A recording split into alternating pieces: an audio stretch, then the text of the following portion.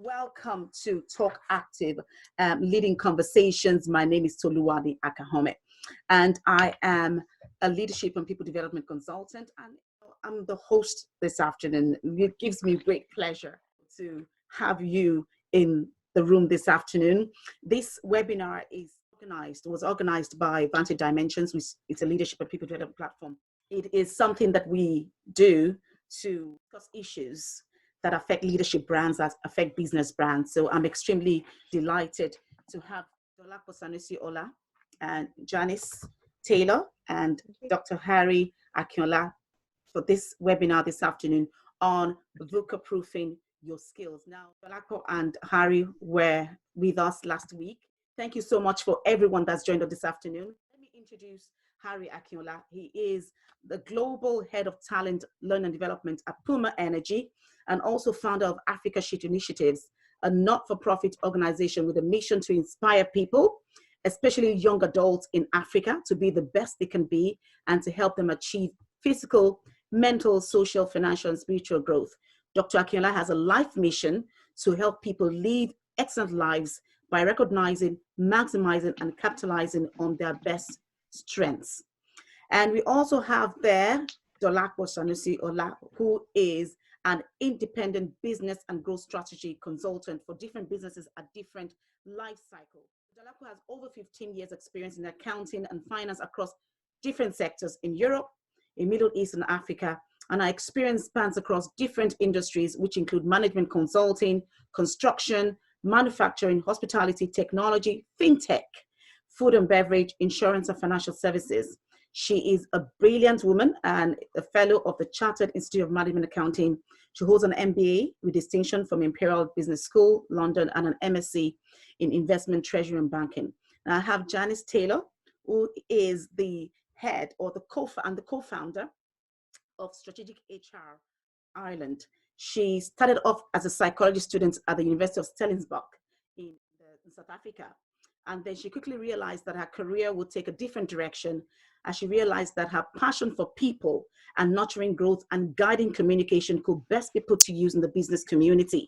So she has been overseeing this organization right from South Africa, now moved to Ireland, and she works with helping organizations grow in a really strategic way and helps in recruiting the right people for organizations. So I want to welcome you, Janice. I want to welcome you, Harry, and thank you, Dolapo, for joining us again this afternoon. So we're going to start this afternoon. I'm just going to say this first and foremost. So whilst VUCA is short for volatility and is short for uncertainty, complexity, ambiguity, and has become a really trendy managerial acronym, the truth of the matter is that the responses that it requires is not clear cut. So we are in an environment right now that is crisis laden, that is really uncertain, and people, they just want to know what is going to be going forward.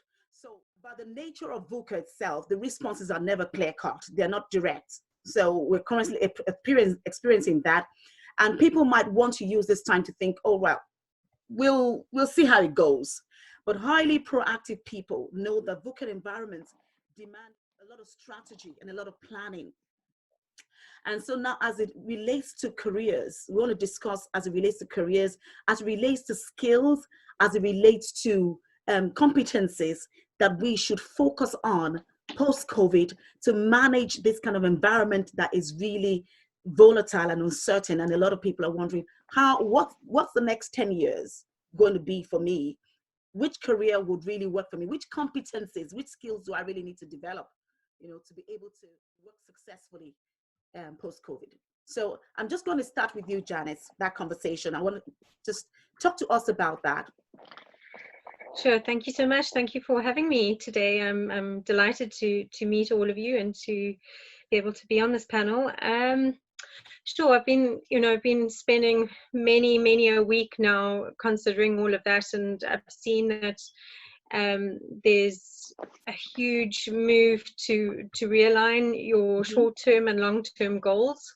For those who are looking to find employment, it's definitely an opportunity to upskill in terms of your ability relating to the digital fields. There's a load of opportunity now to upskill, be it management. There's going to be great opportunity for project managers, for HR managers, strategic thinkers, people that are highly adaptable. So now's when you need to show that you're adaptable. The things that you do over this time is going to set you above the rest post-COVID. If you're able to prove that you've adapted over this time, that you've become more of a critical thinker, that you've seen the gaps in the market, then recruiters and managers are going to be keen to appoint you, because they need those critical thinkers. They need people that can think laterally, that can think out of the box, find new ways, new opportunities. So yes, if there is an opportunity to upskill, if you have the financial resources to find a program that interests you, that is a thing that's, you know, the areas, the IT industry is obviously something that's going to expand dramatically, but there are industries that of the basic nature, courier services, a food supply markets, for those that are really, really busy. There's huge opportunity to find a gap, but you need to take the time. You need to take the time to think about and consider where you'd like to evolve to. I don't know if any of the rest of you would agree to that, but I think now's the time where we need to have some quiet time before we get busy, and just really think about, you know, back in our day, our parents always said, okay, you either need to be a teacher or a nurse, or you know, and that's your career path, and that's what you focus on, and grow yourself in. But I think there's such freedom in realizing that there's huge opportunities in this day and age to evolve and to channel into different directions, you know, based on what you see out there, what opportunities there are. So, you know, don't as an individual that's seeking new opportunities, don't feel the pressure of staying in a position that you know. It's time to find courage and to put yourself out there, and to identify your personal strengths that you maybe haven't been nurturing and fulfilling, and you know, and take an opportunity now. Use this time to see different opportunities out there, and don't get stuck. Thank you very in what much. you're doing. Thank you, Janice. So let me go to Harry. When we talk about strategy and planning in a VUCA environment, and we're talking about our skills, our careers, what would that mean? We're talking to our panelists and to our audience.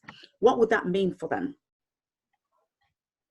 So can you repeat the question? I want to be sure I got it right. So I said, when you're talking about, just had to pick up my charger there. When you're talking about, you know, strategy, because what I said initially was that a lot of people fall into the trap, you know, during crisis periods, you know, and they think, look, there's so much uncertainty. There's so much going on.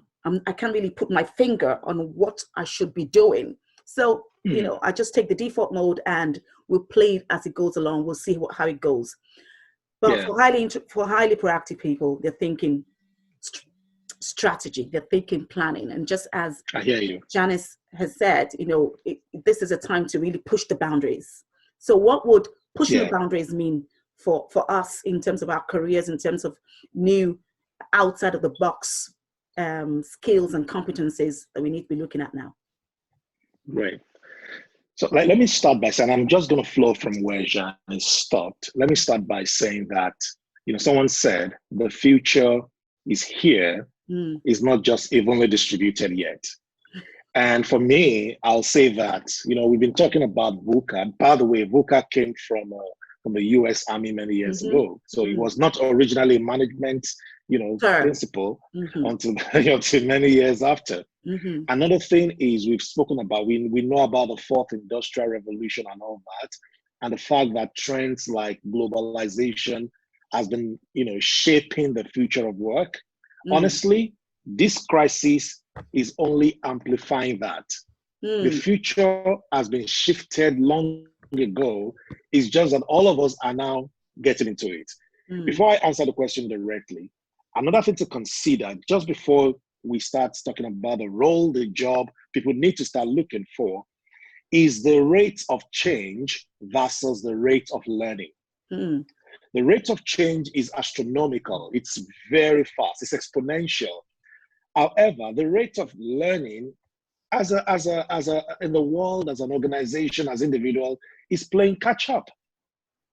So the very first thing we need to understand as individuals, as we strategize, is what is changing. Again, I probably said this last week.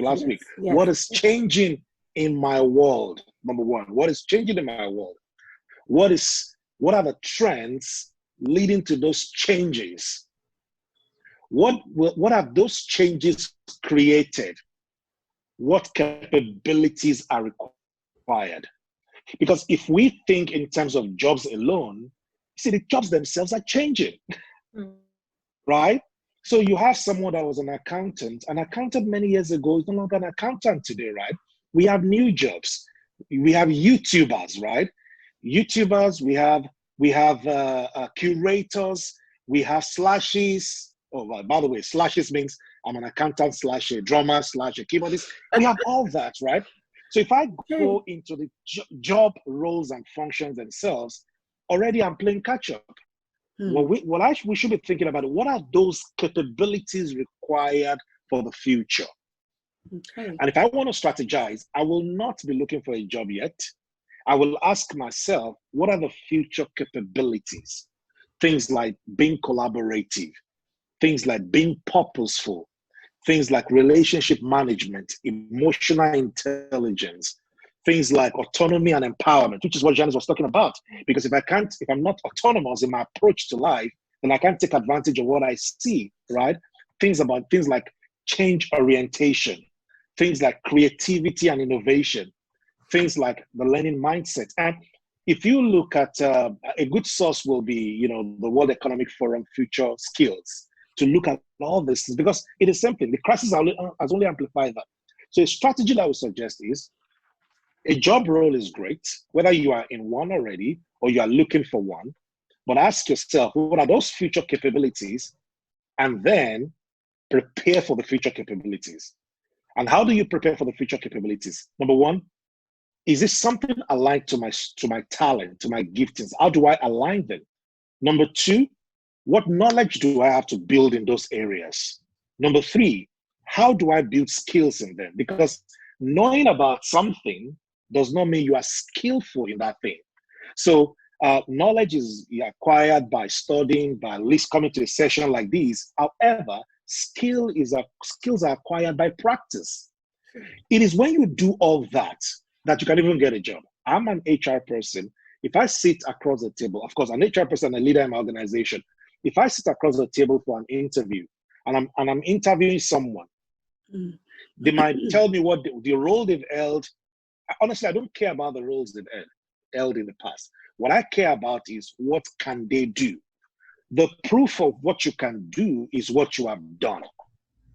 So don't tell me about the roles and all. Tell me, these are the skills I've acquired because I did this thing this way, this way, this way. Which is why I know that even if it's selling, if you sold bottled waters a few years ago, you probably can sell a car today because the only two different things, the different is product. The product is different, but selling is selling, right? So I think the strategy should be, think about capabilities required for the future in your role, in your industry, in your field, or generally, and then prepare to start building those capabilities. Thank you very much.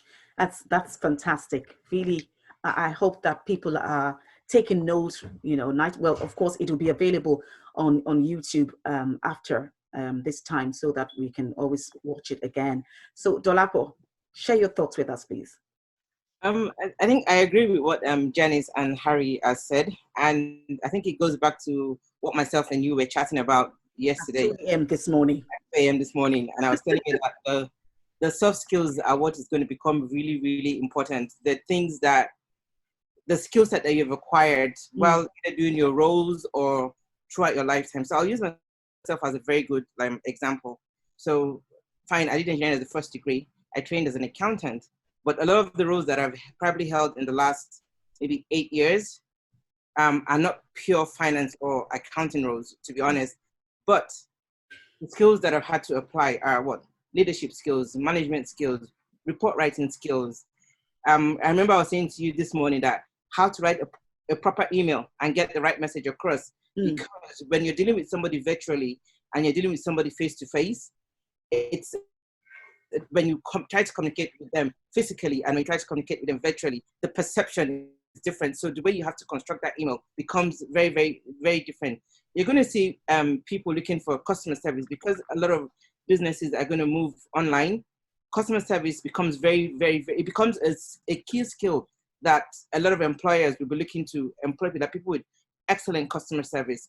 Data entry is going to become a very, very key skill. So in terms of even rescaling, people will find that some people don't even have to pay money to really upskill. They actually need to look inward and look at what are those soft skills that they've kind of taken for granted over the years because they've been very, very task-oriented based on the jobs that they've been in. And looking at the opportunities that, are going to come out of COVID, there's going to be a lot of soft skills. The truth is, even before COVID, soft skills have become very, very important in organizations, to be honest. Like Janice talked about project management. A lot of the work that I do for at least my 9-to-5 employer is I'm a director for accounting implementation. And it's all about project management. It's about strategic management. And to be honest, those are not things that are taught in school. Even if you do learn the theory, there's skills that you have to pick up. So it's about leadership skills, about conflict management, it's about client management, it's about stakeholder management, it's about communication skills, being able to, I conduct meetings across the EMEA region that will have over 100 people and they're all sitting in different places. Being able to go into a room virtually and handle those kind of meetings and walk away knowing that VPs, senior VPs not only got the message, but we're able to kind of for lack of a better word, hold them on a leash, to be honest, and be in control of that meeting when you're there. So it's those soft skills. For some people, and I use women as an example, all the conflict management skills that they've built, like having to manage conflict, children, family, all those skills will now become really, really important as people begin to move a lot of their businesses digitally. Because when people don't see you, it's easier to deal with people when you see them physically, but when you don't see them, you require a lot more to be able to make sure that an organization actually succeeds, really. So a lot of soft skills. So for me, I'll be asking people, before you jump into the next role, look at yourself inward. So are you a good content writer? Do you write properly? I'm a fantastic writer, even if I do say so myself. It has helped in terms of writing reports, in terms of, I draft a lot of strategy documents to people. There's a difference between writing a strategy document that is very, very theoretical and writing one that is very, very practical. Do you understand? So report writing skills, content writing, for some people, so it's just those soft skills, looking inward and saying, okay, what am I good at? Because in this post-COVID-19 world, which to be honest, even if COVID didn't happen, it might have taken us a lot longer to get there. We were eventually going to get there. It sped it up, yes. Exactly. So what are those skills that you have that businesses are going to be falling over? Project management is the key skill for anyone to have. The amount of jobs that are out there for project managers is unbelievable. And this was even pre-COVID. And even post-COVID, it's actually going to become project managers. It is, and now with a lot of companies are going to come out of COVID and would like to put a lot of strategies into play, would have to change the way their organizations are operating. So there's going to be a lot of project management work. And the key thing with project management, to be honest with you, is conflict management, stakeholder management, and reporting. Those are the 3 major skills that you need to be able to be a good project manager. Everything else, to be honest, is by the way. They're just so yeah. So thank you very much. Excellent. Coming to Harry, and why I'm coming back to Harry is because I know Harry has a short time to spend with us. So let me pick up on that thought that three of you put out about virtual working, which is going to be really the norm now. I found out that one of the key skills that you need to work remotely in the post-COVID world will really be cross-cultural intelligence. And that goes beyond cross-cultural awareness. You know, Harry, share your thoughts about that, please. Absolutely. And yeah, I mean, if you're working remotely or flexibly, you're working virtually, you'll be connecting with different people across the world. And I'll probably elevate the conversation a little bit and say it's not just culture that we need to be mindful of. It is also general diversity that we need to be mindful of. Absolutely. And you will find that play out in, of course, in different ways: culture, ethnicity, religion, sexual orientation, and all that. And whether you like it or not, whether you are to the left or to the right, if you want to work with people effectively, you will need to respect people. Yes. So there are three ways of three A's of cultural agility, which can be applied across to other elements of diversity and inclusion as well. The first one is what you mentioned, is awareness. And awareness is not just being aware of your own culture or your own dispositions or orientation, is to be aware of that of the people you're dealing with. I work in an organization, and then we have 88 nationalities. And by the reason of what I do, I engage with all of them. As a global head of learning and talent, I don't have a choice. I have to engage with everybody.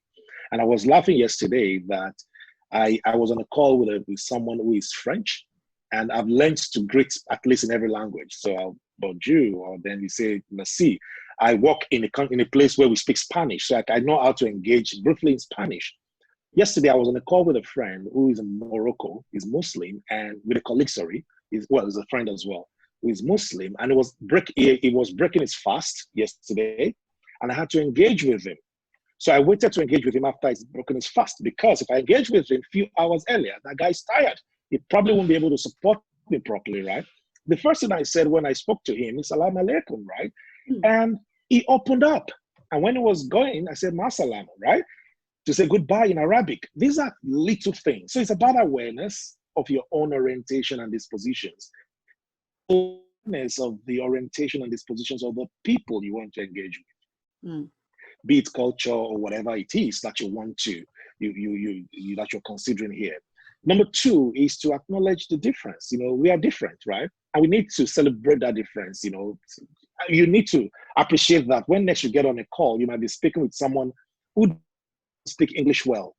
You know, growing up, and perhaps, Janice can also, I lived in South Africa for 6 years, so I understand that English, yeah, English is the main, the main language of instruction in Johannesburg, at least. Of course, there are other Africans and Zulu, but in Nigeria, we judge each other by how well you can speak English, right? But, right now, you can't judge anybody by how well they can speak English, because that is not the focus. Culturally, if you want to engage with people, I have to listen to, every day, I listen to, what am I talking about? 5 nationalities on a daily basis: French, German, Chinese, South American, and South African. I listen to, and they all speak in different ways. Plus me with my very strong Nigerian accent and Nigerianized English, I'm also there, right? So it's about awareness, acknowledgement. And number 3 is about adapting. I'm not saying forget yourself and your culture and start behaving like other people. It's being able to adapt your style to theirs. So I know that my Chinese colleague Chinese are very expressive and very detailed. So when I'm speaking and engaging with her, I go into the detail. I know French, they can talk from now till forever explaining the same thing. So I bring in my patience to the game, and I just allow my French friends to talk. I know that my German colleague, of course, even though he's lived in the UK, he likes to go straight to the point and just, he's very direct. So I don't take offense if he shoots me in the leg because of the way it's happening, right? Again, there are personalities to consider. But if we follow the 3 A's of awareness, acknowledgement, and adaptation, it will help us, get along and work well in a virtual world. And whether we like it or not, it's never going to go away. No. So it's either you change or be changed. Changes you. Or it changes. Something will give anyway. Something happens to you. Like they say, either disrupt or be disrupted. Oh, just disrupted. Thank you very much. Yeah. Janice, let me hear your thoughts about that, about remote working and how Harry has actually escalated, because it's really about D&I at the end of the day. Sometimes because we don't have any physical interactions with these people, sometimes we find that values can conflict, values can come into play. Absolutely. So how do we, in the new era, the post-COVID era, which is going to be a term, by the way, like 9/11, how do we navigate these uncharted waters of remote working, and how we have to respect D&I in all of that, and how it could be conflicting to us as individuals in terms of our values or our beliefs and all of that? Look, I think beyond values and beliefs, I think we go into just individual emotional intelligence, as Harry mentioned earlier, individuals' capacity to cope on different levels. This is all new for a lot of people, and so it will take time to adapt. People fear change, so there's loads of insecurities that people are going through in terms of just learning how to attend a Zoom meeting, to hosting a Zoom meeting, to all of the different aspects of the online world. A lot of people are intimidated by that, and so there's insecurities that inhibit people from performing at their top level, at their top most highest levels. And so I think that in all of our seriousness and respecting others, I think there's also got to be a sense of empathy towards each other, and to find humor in the moments as well. And I think all of those things will help us cope better as we go. I think if you're managing a team, there are many insecurities that team would have. You'd find people that are extremely sociable that are now working in a room at home, and don't have that interpersonal contact that they thrive on. So it's being aware of your team that you're working with, acknowledging those individuals, taking a look at your organograms and saying, right, what do I know about my team, and how will this affect me managing my team? The introverts are celebrating. They're quite happy to sit at home on their own and, and be at peace with themselves. But it's if you're a good strategic thinker, you're looking at your teams now and you're saying, right, what's changing? How is this affecting my team's performance? Some will be incredibly motivated because those people would thrive on working online and working in their own environments, and be completely adaptive to that. Others aren't feeling as strong and will need that extra nudge, and it's that aspect that good management skills will allow for or account for, and to be able to keep their performance, to be able to manage their performance based on those characteristics and their capacity. I think that's what's going to help you to navigate. Yeah, to navigate, and also to stand out.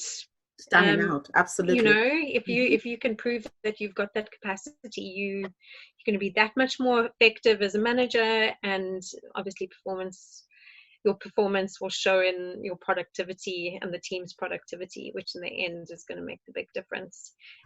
So that's in terms of team management, but in terms of career growth, as Harry has pointed out, the 3 A's are critical. I completely agree with you, Harry. I think if you can master that, then you set And yeah. Thank you.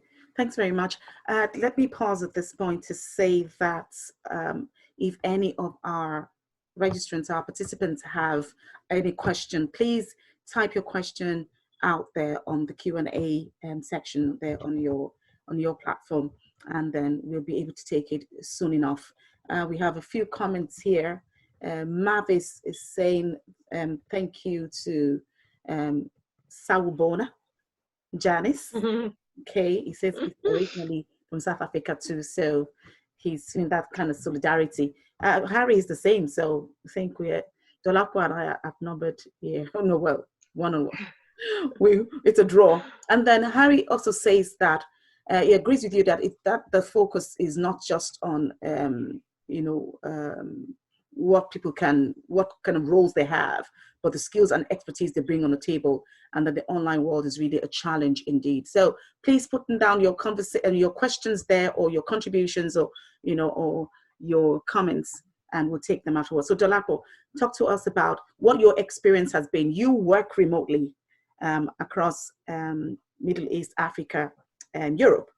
What has been the most challenging thing for you, the most challenging experience for you pre-COVID? Now in COVID, I know you're working from home, and what you think would be the challenges post-COVID. So 3 questions in one. What has been the most challenges faced? I suppose one of the things you quickly learn when working remotely, or when you're dealing with a virtual teams is the fact that you have to learn as a person not to take it personal. That's first of all, just especially because, you can't see the person, you don't understand what the person is going through. And one of the things I learned very quickly in my career as well, and this has nothing to do with working in a virtual space, is the fact that let work be work, and it's really nothing personal. So if it was someone else sitting in your seat, it would probably be, the person would probably be getting the same reaction, unless you're dealing with someone that is totally a nasty person, basically. So that's the first thing. Now you find that is quickly elevated when you're dealing with virtual teams, because there's a lot of frustration when it comes to dealing with virtual teams, to be honest. So a good example would be, one of the things that I learned very quickly in my current role was the fact that I forgot that the Gulf, places like UAE, their weekend is a Friday and a Saturday. Mm-hmm. So I was meant to have a steering committee meeting, and I booked a steering committee meeting. And obviously, because it's a steerco, I needed the CFO of the Gulf to be at that meeting, and I booked the meeting for a Friday. Now, the CFO in the Gulf is not Muslim. He doesn't have an Arabic name and stuff like that, but still, by virtue of where he is located, that's a weekend for him. So I went ahead and I booked the steerco meeting. Obviously, it was a Friday, and he came back to me saying, "Oh, sorry, I won't be able to attend." And I had already gotten, the Emir, I think the Emir general manager, like everyone had to be at the meeting. So I said, "Oh, well, I think you need to take that up with your boss, because this is," and he was like, "Oh, you do realize Friday is a I was like, okay, here we go." So I was like, okay, you know what?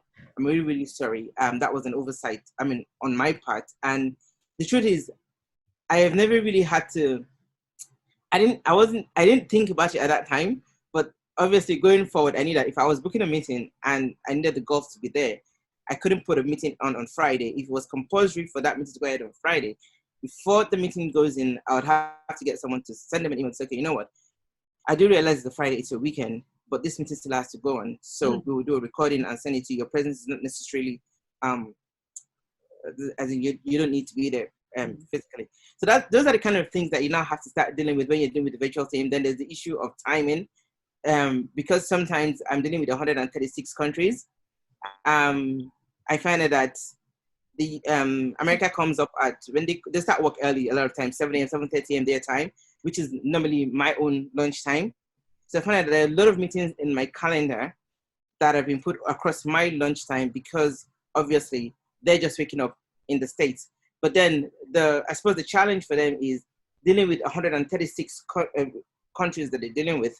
They can never really find a time that is going to fit across for everyone. Mm-hmm. So that communication becomes key. and being able to like communicate effectively so that everyone understands why meetings are booked at a particular time or why we're having, and like Harry said, the different cultures, different personalities, the way we've been brought up, our background always comes into play. So I know there's some people that if I go into a meeting room with them, even though it's virtual, they have the tendency to take over the whole meeting by virtue of the kind of person that they are, so they can talk for long. So you have to find a way to like kind of cut them short. Just mute them. Without actually kind of annoying them or obviously causing offense and everything. So I suppose it is that emotional intelligence is very, very key. Never has emotional intelligence become very, very important, like the world that we're now living in, to be honest. And I think one thing I'm going to say to people before we continue is, I know with the whole post-COVID, people are going to be looking for new jobs. This is the time to take a very good look. I mean, we've talked about the fact that you should look at your capabilities, your soft skills, but you need to get someone to really look at your CV. Now, one thing I find about when you're writing your CV is sometimes you're not objective and we focus on the role as opposed to, so when you're writing your CV now is not the time to focus on the job spec as it were, but to look at those soft skills, you have that a lot of these jobs are going to require, and probably work with a professional CV writer or coach that is going to ask you the right questions. So your project management skills, your people management skills, your customer service skills, your report writing skills. A lot of times they're in all these different roles, but because you think that the job specs are not necessarily asking for those, but that's actually going to change.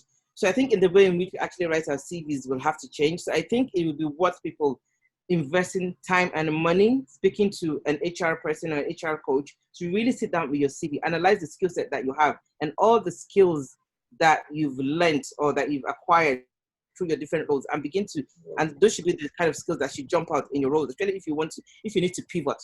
So if your role has become redundant by virtue of COVID and you want to become a project manager, you might have the skill set, but not necessarily know that you have the skill set. So those are the things that you kind of need to focus on. Exactly. And the coach will definitely help you to build the right stories, around those competencies, so that you know exactly how to talk at and sell yourself at interviews. So Harry has to go very quickly, and I'm going to talk to Harry and ask him the same question, but I'm going to take the questions after Harry has spoken. Harry, what are you working with 88 different nationalities, all different kinds of people? What has been the most challenge that you've faced? Yeah, I mean, from a nationalities point of view, the biggest challenge will be culture, will be approach, and just like Dolapo said, just learn not to take things personal. See, the reality is nobody wakes up, none of your colleagues wakes up thinking about you. You're not their girlfriend, you're not their partner, you're not their husband, you're not their wives. When they wake up, they think about themselves, their job, and how to be successful. You probably comes 14th or 25th. So you are not at all. Exactly. You are not as important as you think to them. So get over yourself, right? So when you show up to engage with these people, what I've learned is I get over myself. It's about the work. It's about the deliverables. Is aligned to the business strategy and execution of business strategy. As long as we are all aligned to the organizational strategy and its execution, we are all fine. Now, along the line, we'll step on each other's toes, and that is where emotional intelligence comes in. Kind of 5 domains of emotional intelligence. It starts with self-awareness. Absolutely. Socrates said, "Man, know thyself." Of course, it means woman as well. Just know yourself. Know your emotional, those pressure points. Those triggers, exactly, that you need to be careful of. Know the emotions of people in your team and how to dance around them and, manage them. Number 2, self-motivation. You can't wait for someone else to get you engaged. You have to be self-motivated, especially in a virtual world. Your boss probably has something else to deal with as well. So get yourself engaged. Number 3, self-management. Of course, know how to pull yourself together and manage yourself effectively. Then you go to number 4, which is empathy. To really, really show emotional intelligence, you need to empathize with people. You do not know what they are battling with. No. Honestly, 2 days ago, I was working, because I'm working on my talent strategy. I started work 5 a.m. I finished midnight. and I was in and out. And if you call me at 5 a.m. the next day, honestly, I just wanted to rest, because at 5:30 I need to get to work again. So I want a downtime. You don't know what I'm going through personally. I still have to deal with homework for kids. I still have to set up the bicycle. I still have to go watch them ride the bicycle. So people are going through a lot this time. So get over yourself and empathize with people. Empathy is not about putting yourself in their shoes. Empathy is about taking a mile in their shoes. Yes. Walk that mile in your head and see what they're going through. Then finally, I think for me, what has really helped is focus on building relationships. Someone says, even though we don't see each other, we are more connected than ever. It is time to build relationship, and whatever it means for you, however they need it. For me, that has worked. The fact that I co-create things before I show it to everybody else. So I'm presenting one of my strategies on Tuesday, but half of my team have seen the strategy. So at least on Tuesday, I have half of the team on my side. You have the buy-in. You have their buy-in already. I have their buy-in already. So do things that will help you build relationship, being collaborative, co-creating things with people, and all that. By all means, this is a season to grow your emotional intelligence. I totally agree. I totally agree. Thank you, Harry. I totally agree about the last week we were talking about collaboration, and it's a key strategy for success post-COVID. It was useful pre-COVID, but even much more relevant post-COVID. And co-creation. That is when people feel that they actually feel empowered, because they feel that they have a voice in what is going on, and you already have to buy in. Thank you so much, Harry. And Harry, when do you have to go? I have to go now. I'm actually using my left hand to start the other meeting. Thank you. I have two devices. Thank you. And I do apologize again for the late start. Not a problem. I apologize to everyone. I have to go. I'm enjoying the conversation, Janice and Dolapo and Tolu. Lovely to have chatted, Harry. Thank you very much. Thank you so much. And I'm going to be talking to you afterwards. Okay. All right. Have a good so maybe day. to Janice, if you speak Afrikaans, exactly. Dolapo Ojabo. Thank you so much. Bye-bye. Thank you. Have a good day. Have a good day. God bless you. So, Janice, I'm going to come to you now and ask you to, you have been working with, we worked in South Africa. You worked for many years as a business owner, involved in recruiting, involved in developing strategies, HR strategies for organizations. And now you work in Ireland. And now we're moving, of course, as we said, continually, we're moving into a different era. How would you, advise somebody that's coming from a different culture into Ireland, which is a different culture, and they have to navigate that post-COVID with all of the new challenges that we are going to have to, face and overcome after now? How would you advise them if they came to you and they're looking for advice in terms of, even as Dolapo shared, in terms of developing that's one part of the question. I'm going to come to you, and I want to, developing their CV and all of that. Which kind of advice would you give them? Look, I think if I look at my journey that I've experienced, I think that was one of the hardest experiences for me, because I'm an HR person to the deepest core of my body, and so people are what keep me going. They are my buzz, and to find it difficult to find something to connect within a new culture, that's the hardest thing for somebody like me. And but you don't have to be like me and a people person, and to be experiencing those feelings, because moving to a different country, the cultures are always going to be completely extreme. And one might have thought, I speak English, and Irish people speak English, so surely,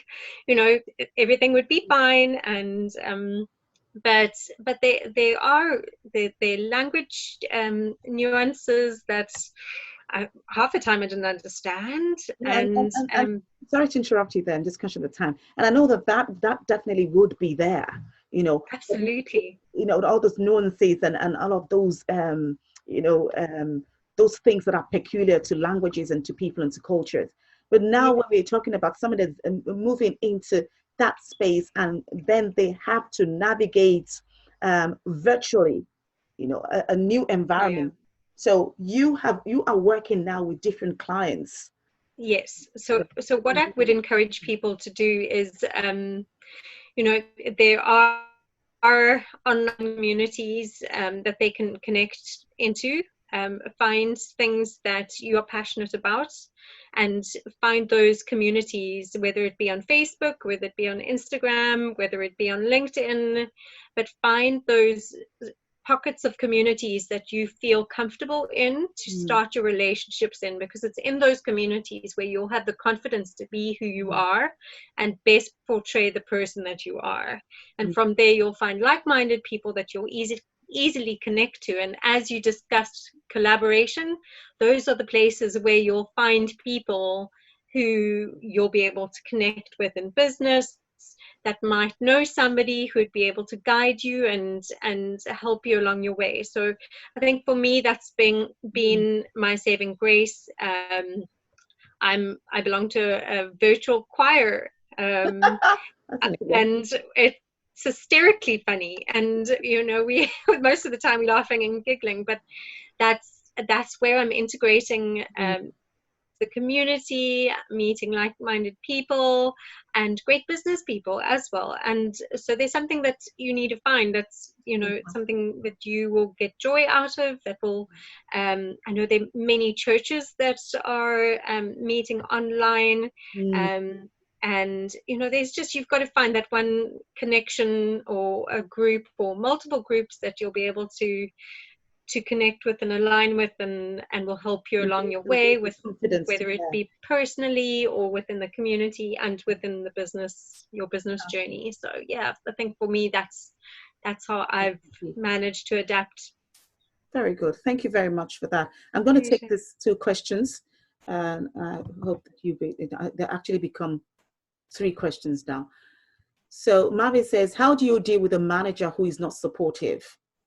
So we'll take that question first. Dolapo, would you like to answer that for us, please? I suppose when it comes to people management, both the manager and the managee have to have set their expectations. Now, not everyone, and I do understand what it means by how do you deal with someone who is not a good manager. Now, what I don't understand from the question is the person not a good manager from a relationship point of view or from a capability point of view? Because those are two different things. Do you understand? So some people are very good when it comes to capability management, because obviously they're focused on the task, which is deliverables. On anyway, the deliverables, and they can manage their staff to get their deliverables done, howbeit ignoring the person who is delivering the task. So there's some organizations that I've worked with where it's all about the task and they kind of forget about the people. So I'm not sure if his question is from a people point of view or from a capability point of view. Now, some people find a manager who is very good with the people management side of things, but would not help them grow professionally. So the manager feels on the capability side of things. So I think one of the things maybe who's asking this question is to do an analysis of what they want from their manager and what they think they're lacking from their manager. If it's from a capability point of view and the person is not helpful in terms of career progression, getting the right skills, what the person needs to do is you can find a mentor within your organization or outside of your organization that can help you plug that capability gap. So it's easier to find a mentor either within the organization or outside of the organization. One of the companies I worked with set up a mentor-mentee program because of that, because they find that sometimes your direct manager cannot actually mentor you, or because the direct manager is being selfish around not wanting to lose you to maybe a different department or a different role, they can kind of not want to mentor your growth. So that's one. But if it's from a people point of view, then that's a totally different issue. You need to determine if the environment is very toxic, and if it's toxic and you think that because it's very toxic is actually affecting your mental well-being, your emotional well-being, then it's probably time for you to look for a different role or a different job or a different company. But then if it's something that you think that, okay, well, my mental well-being is not really being affected, my emotional well-being is not really being affected, and I can still work I can manage. and manage with this person, then that's, so I think the person kind of needs to analyze the situation and see what is it that they're lacking or that they think their manager cannot provide for them, and see where else they can actually kind of get that from. And then sometimes I find out with a lot of people is you have an expectation, but you've not communicated your expectation to the person that you have an expectation of. So it might mean that you need to start with kind of like a conversation. Yeah. Do you understand? So I know a lot of companies have kind of changed the way they do their performance evaluation at the end of the year to bring in this whole soft skills, bring in this whole, when you're looking at progression, or when you're not just on the next role or the next level, and also the other kind of things. So that is one thing the person can now take advantage of if you have one-to-ones with your manager to kind of voice what your opinion is. So I think it's better to have that conversation first before you decide, okay, I'm not going to get this from this person. Yeah. The gaps that I have, or these are the things that I think I need that I'm not getting. Where else can I actually get that from? And then begin to work. Because whether you like it or not, your own progression, your own development really is actually your own responsibility, to be honest. Because for all you know, your manager as well has a lot that they're dealing with in terms of their own progression, in terms of everything else that is going on with them, because your manager also has a manager. So you need to remember that as well. So there's all of that that is going on. Thanks very much for that. I'm going to take a second question, and that's for you, Janice. Mavis says that he was appointed in February in his current role as the Employment Engagement Officer. And he says, can you recommend a starting point in building relationship with employers? Sure, it would all depend on the... Sorry, he said my clients are women. I don't think this really matters, but the key question is, can you recommend a starting point in building relationship with employers? Yeah, look, I would, I think it would, before you even get to the point of engaging with employers, I think there's the whole debriefing to get them to the point where they are capable to be on that platform. So get them emotionally ready. There's sort of a process of getting prepared, and then once you're identifying their key skills, then yeah, they're great platforms that one could maybe approach. Depending on sectors, I think, yeah, that's sort of quite a broad question, and possibly I'm happy to share my contact details and help you through that. That's something that is my speciality. So yeah, please feel free to get hold of me, and then once we know which sector they're focused on, I'll guide and help you as best as I can. But yeah, I think the most important thing is to get them to the point where they're ready. Very good. Thank you. And would you please, Janice, as you said, you'd offered to share your contact details there with Mavis. I'll do that. In the chat section there is Mavis Ramazani. All right. He's asking that question. So before I take the last, and Carol, you're there? Yes, yeah, I'm here. Okay. Carol, you're going to take the last question for us, which is another question by Mavis. Before we take that question, I'd like to pose this last question to Janice. Janice, if you were going to make recommendations to an HR strategist or an HR business partner who's working post-COVID to develop a post-COVID strategy for people management, people development, what would be the high points that you would recommend? What would be the areas of focus? Yeah, the area of focus for strategy development for an HR person. look, I think it's very much aligned to the changing goals of the company, and looking at the strengths and the goals of the team.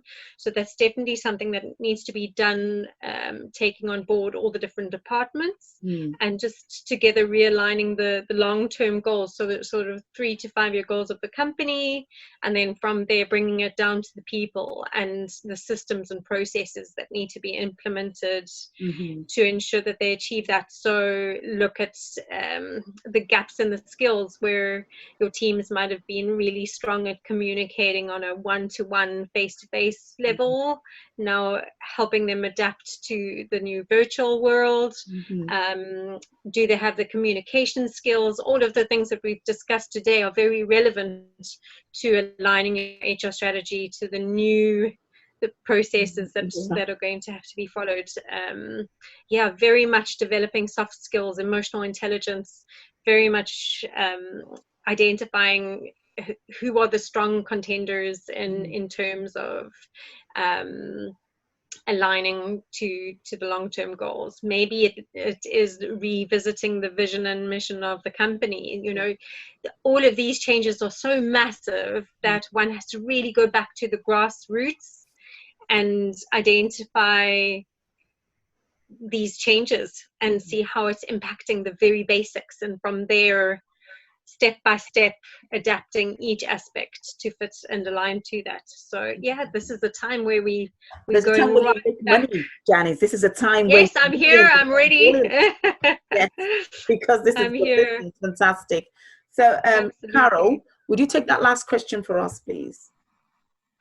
Okay, this one is from Mavis to Janice and Dalapo. She's asking if you offer mentoring, or can you offer mentoring on request? Okay, fantastic. So I've brought you guys some business. So don't forget the cuts for Vantage Dimensions here. So please share your contact details, Dolapo. I definitely know that Dolapo does a lot of mentoring at a cost. Okay, at a cost. So it's not for free, because of course she's a highly valuable resource. And Janice as well, I know that she works a lot with people that are thinking of moving into new environments, new businesses. She works with organization development, strategic approach, you know, to people development, people management. So you have two highly resourceful people. Harry is in the US, so we leave him out. We have people here as well. So you definitely have them there. Dolapo, please share your details there on the platform for everybody, for whoever will contact you for mentoring or for supporting them with recruitment drive, or I mean as businesses, or supporting them with getting new roles in Ireland or beyond. So it's been brilliant. I said we're going to finish 2:15, a little bit above 2:15. I just want to say thank you so much that you've taken the time to join TalkActive this afternoon, from the panelists' point of view and from those who have participated. Thank you so much. This is about leading conversations in areas that have to do with building business brands, building leadership brands, and I hope that it has been of benefit to you. I would really like to hear your comments, Adekunle and everyone else that's been online. Once again, I do apologize for all that technical difficulties that made us start about 20 minutes late. We didn't really get it as we wanted, but we did the best we could, and that is fantastic. That's good enough for me, and I'm sure it's good enough for my panelists as well. Thank you so much again, Janice. Absolutely. All the best post-COVID. Absolutely, we'll see you out there. We see take the time to thank you. It's been a pleasure, and yeah, I'm keen to hear all the different stories from all the people that have grown and developed since this webinar. Let me know what's changed, how you've grown, and I'm happy to be there for you. Absolutely. And Dolapo, any last words for our people before we log you out?